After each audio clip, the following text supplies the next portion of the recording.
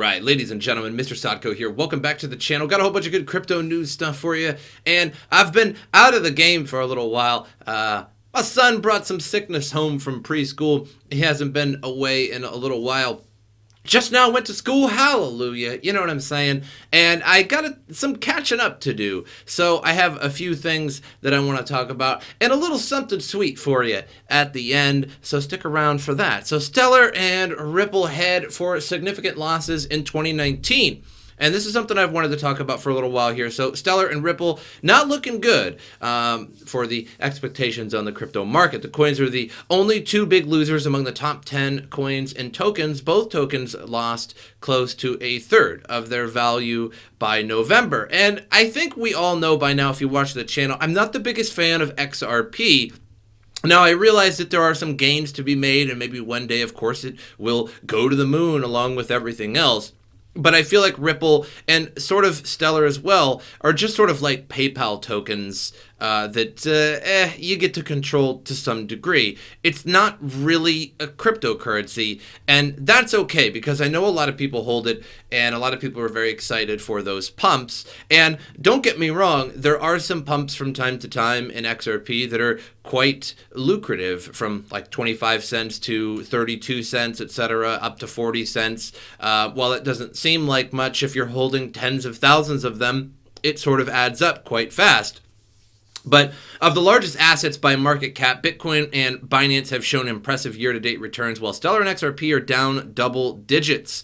So Stellar and Ripple have a thing in common, even beyond using the brain work of Jed McCaleb. Both assets aim to disrupt legacy systems while trying to differentiate themselves from purely crypto community. And that's nice because we do need a new system for payments. The SWIFT payment still way too slow, and the regulations still way too slow. It's just hopefully Ripple and Stellar will at least try to stay away from those regulations as much as possible. So with XLM, the recent coin burn, in case you guys didn't know, XLM recently burned billions of coins, and it sent the price up from like 7 cents or something like that to like 8 cents. And it wasn't just, it wasn't a particularly big pump, and we can see that on CoinMarketCap here. If we just go to Stellar real quick, we should be able to see that. And they announced this burning of their tokens, and the price shifted up quite a bit, but apparently CoinMarketCap doesn't really want to show me anything good here. And yeah, that's it right here. This is the pump from about 6.8 cents to 8 cents or so. So not a bad pump, but it's clearly not lasting. We can see it going down and then not getting as high as the last time quite, and on its way down again. So it didn't really last too long. And what they did was end up burning a lot of tokens, and that means that there's less to be distributed all over the place, and therefore the price goes up a little bit. But they didn't destroy many of their own tokens. In fact, they destroyed many other tokens, and so it's effectively increased their own holdings, and it didn't really do so good. So XRP and Stellar, it's just something I can never really quite recommend, as XRP just hasn't been doing too good. It seems like they're gaining more sponsorships, they're gaining more partnerships, yet the price isn't really going anywhere. And you might ask yourself, well, does the price need to go anywhere? And for investors, it certainly does, in my opinion. So moving on here to bakkt. Their monthly futures have hit all-time highs, yet the price is still going down. And this is something that I was saying a long time ago, that now we were all excited for bakkt, physically delivered, but now they're starting to deliver cash as well. They started doing cash payouts as well as Bitcoin payouts, and that's not good for the crypto market, that they suddenly changed and was like, okay, we'll do cash as well. It's just not good for Bitcoin. Now, supposedly bakkt was supposed to be really great for Bitcoin. It was delayed numerous times. Everybody was pretty excited about it. And then it started to become a fairy tale where no one was really expecting it to actually come anytime soon. And whenever they said, oh yeah, we'll be around in 3 weeks or 4 weeks, or we'll be around in a couple months, nobody really believed it. And the hype sort of fell pretty quickly. I think it was very damaging to them in a lot of ways that they had to back it off so many times. But one thing you need to know that I've been saying for a while is that backed futures are futures, right? So you can long futures and you can short futures. And if enough people are shorting futures, it kind of makes a market sentiment to go down. Also, people have been shorting and then selling Bitcoin on various exchanges just before the last Friday of every month, in which you could see pretty much on every Bitcoin chart last Friday of every month, about 5 to 7 days before the last Friday of every month when CME futures expire, the price dips pretty hard. And apparently it does not want me to read this article. So the volume hit 15.33 million on Friday, passing its previous high of 10.25 million, which is just not a lot. Even in the Bitcoin world, 15 and 10 million is really just not a lot. So the market sentiment of bakkt is really not that high. It's actually really surprising to me that it just hasn't gone anywhere. Now, we are going up pretty quick. As you can see the chart here, it is going up pretty quick. There was some explosion on about October 23rd and up and up and up since then. But I want to go to CoinMarketCap. I want to show you the last Friday of every month. Now, this isn't always exactly correlated, but this is something that a lot of TA YouTubers and even myself, and I don't really consider myself a TA YouTuber, has been saying for a while. So we'll go to the year chart and you know, you can see that every at the end of every month, if we go back to like October, the last Friday in October was the 25th. Here's the 25th. Well, here's the 24th. And you can see the dumping happening just about October 16th or so. So not too correlative there. But you can see that people typically will start to sell off before that last Friday, the 27th of September. On the 21st is when it started to dump there, maybe the 22nd or so. And you can go back in the chart and you can look at that. So, you know, just start to prepare if you are a trader, if you're a swing trader, day trader, just sort of prepare and just be ready for that sort of thing. Now, that's not set in stone, of course, but it is something that you should be watching for. Now, Craig Wright says he has no funds for settlement in the Kleiman case. Now, this is something I didn't get around to because I haven't made a video in a while, so this is slightly old news by now, but the latest court documents in the Dave Kleiman versus Craig Wright case filed on November 1st reveal that Wright, the self-proclaimed Satoshi Nakamoto, informed the plaintiff that he could not finance a 500,000 BTC settlement. Gee, I wonder why, but even with that said, who can afford $4.5 billion? Not many. So not surprising. Given that case was apparently reaching a resolution with the agreement, and it wasn't binding, it was a non-binding agreement. So it was just like, hey, would you pay this guy? And if you go no, they can't do anything about it except take you to court later with a jury, I guess. The plaintiff stopped active litigation and focused on settlement, joining Wright's request to extend the deadline into October. Then Wright allegedly broke the settlement agreement. So on October 30th, without any advance notice, plaintiffs were informed Craig Wright could no longer finance the settlement, was breaking the non-binding settlement agreement. Now, again, this is not surprising, but it's going to have to go to court again. So therefore, because Wright broke the settlement agreement, the plaintiffs resumed preparing for trial. As part of the process, they contacted the chief financial officer of Wright's companies in 2013 and 2012, James Wilson, during which Dave was alive, and Craig alleges he sold Dave interest in his companies in exchange for a fortune of Bitcoin. So now it's not that they mined it or that Kleiman mined it, but then Craig Wright says that he sold off his interest in the company for his Bitcoin. So now it's just Craig Wright's Bitcoin. So the story just changes all the time. And you can see how this is starting to become even more shady as it goes on. So now it's, oh, well, I don't have the 500,000 Bitcoin, I can't pay it. And now it's also, well, Craig, Dave sold me I sold my interest in Dave's company to Dave, and he gave me his Bitcoin for it. So wait, so are you Satoshi and you mined these, or did Dave? So this just goes to show that Craig Wright is undermining himself at every corner. That he is not Satoshi, that he didn't mine these, that maybe Dave Kleiman mined them, or who mined them, nobody knows. Do the Bitcoins even exist? Again, nobody knows, because Craig Wright just sort of cherry-picked a bunch of random public keys, which anybody could do. So I will stay up with that. That process should be happening sometime soon. Therefore, the plaintiffs respectfully request that the court allow them to depose Mr. Wilson on November 8th in Washington, which I believe, already happened. So we'll get more news on this as it goes on. And I've been talking about this case, I think, for maybe 6 months now, off and on, or maybe even longer. And it's gone absolutely nowhere ever since. So more news from China. China removes Bitcoin mining from unwanted industries list. So if you guys don't remember, China a while back, I think it was a couple months ago, maybe 3 months ago, put Bitcoin mining on the unwanted industries list because it was just too wasteful or too useless for the country of China itself. And now it's gone again. So China bans, then unbans, then thinks about banning, then unbans, then thinks about unbanning, but then unbans. Who knows at this point? So the Industrial Structure Adjustment Guidance Catalog issued by China's National Development and Reform Commission, say that one 10 times fast, has lost a reference to crypto mining activities.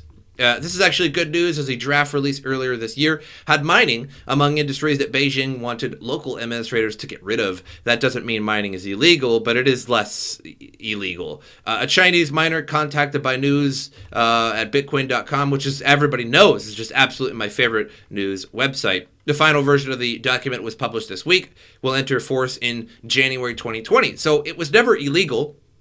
They just didn't like it because it was just too wasteful in their eyes or something like that. And now it's just going to be less, again, as the article says, less not illegal. So, right. But China, who knows where you're going with this? So the initial policy proposal prepared by the central government agency in April reportedly mentioned virtual currency mining in the eliminate category. But that's all said and done, apparently. Again, who knows what China decides they will ban or unban next. Hopefully it's exchanges that they unban, because that will create a surge in Bitcoin price, something pretty fierce, as the first time they banned Chinese exchanges was like September 2017, and that's when we were at $5,000 Bitcoin, and we dumped all the way to 3,200 in the course of a couple weeks after that news, which it subsequently came back, of course, but it was a pretty tragic blow at the time. I think Litecoin was like at $90, went to $30 type thing, so it affected everything. So Bitcoin mining in China is huge, as we all know. It's very dominant in China, and they control about 70% of the BTC's network collective hash rate. So, good news overall. I don't think it's going to have much of an effect on price in terms of positivity. At the very least, it probably won't have any effect on price negatively. Which is a good thing. And of course, CoinMarketCap and Bitcoin's price and all the other coins are going down at the moment. I'll talk to them about that in just a moment. So moving on to John McAfee. Good old John McAfee. If you ain't following John McAfee, are you really in crypto? Anyway, so he started to come up with this idea. I'm not sure if he was the creator or somebody just came to him with it, but either way, he's backing it.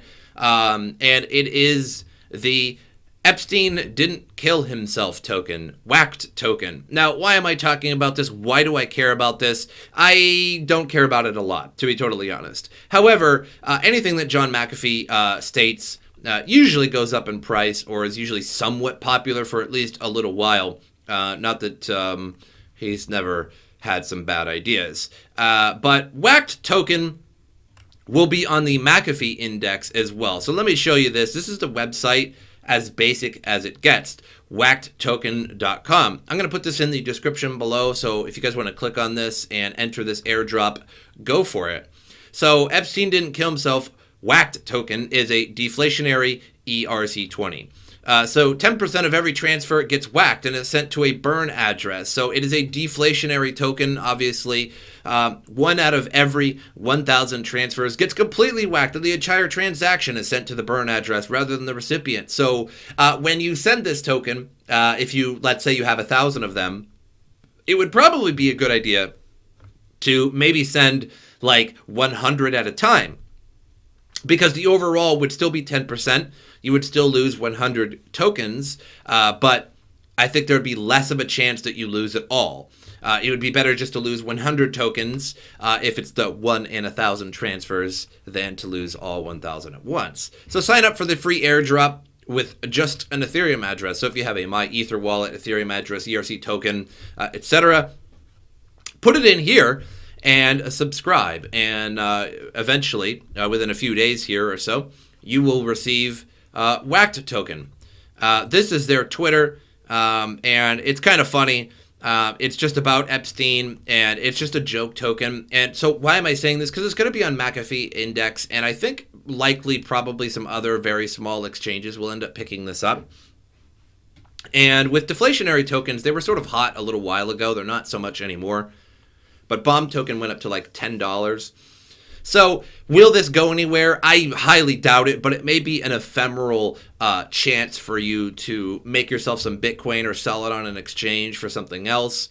So sign up to this and get some free tokens. Why not? But make sure that for anybody that doesn't know, make sure it's an ERC20 wallet or an ERC20 wallet, like MyEther or something like that. If it's just like a Coinbase Ethereum address, it doesn't work. So you need an ERC20 wallet. But moving on here to coin market cap, we are at 66% BTC dominant still, and we are going down 8,700. And we can see that some of the whales have started to sell off those initial little bursts that we had here. So we had this one from 73, 74, 7,500, all the way up to nearly 10,000 there. And it looks like it's starting to actually sell off now. Where are we going to go? I don't know, but expect maybe upwards of lower, like 7,900 or so. I wouldn't be surprised if we get back into the $7,000 range temporarily, or at least low 8,000. Just because there's nothing going on right now, and we are approaching that last Friday of the month. Well, we're not quite halfway there, but we are getting there.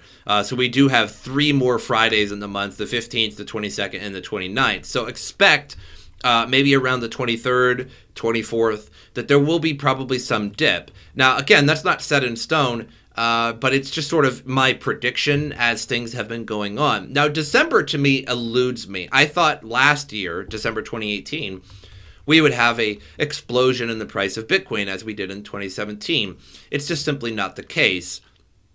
It simply wasn't the case in 2018. Now, 2019, I don't know. I expect it to go the same, but this is sort of your accumulation phase as Bitcoin will have May 2020. And I think the halving itself won't cause the price to just inherently explode, but I think the hype will make it explode. Several months before we get there, you're going to see on Reddit's news, forums, anywhere you go in the crypto world, people are going to be talking about the Bitcoin halving and how it's going to raise the price and how when it's going to raise the price. People are going to be predicting it's going to take 6 months or 3 months or a year before the price super explodes because of the halving. And because of that, people are going to be compelled to buy in with good reason. And that's going to make the price go up. So I think in the next few months, everybody, I would be accumulating as much as possible. Now, altcoins will likely go up as well with Bitcoin. So you could be accumulating, essentially whatever you want. But Bitcoin is definitely going places after May 2020. Is it going to take a week? Is it going to take 6 months? Is it going to happen before the halving? I think the hype is going to raise it before the halving. There may be a buy the rumor, sell the news when it actually happens and people start to sell off a little bit, but then that demand is going to start kicking back up again. And it's usually, there's only been 2 halvings, which is honestly a poor statistical pool to pull from. Only 2 events in history is not good statistics. However, it's been 3 to 6 months or so after the 2 halvings that the price increased. So we can possibly expect that again. However, with our expectations, we feel that, of what we feel that Bitcoin should do, it turns out that everybody has that expectation, and then things go wrong from there because people end up selling before that expectation or buying in or et cetera. It's always different in the same way that I just said, oh, well, 2017 exploded in December, so of course 2018 is going to explode in December. Not the case, because everybody realized that and everybody's starting to sell off, et cetera. So, when there's expectations in previous events in history, it doesn't necessarily always follow that. Or for 3 days in a row, Bitcoin went up 200 and then down a few hundred and then up a couple hundred and then down. And then you go, okay, I see the pattern now. I'm going to buy in now and then sell, every couple $100.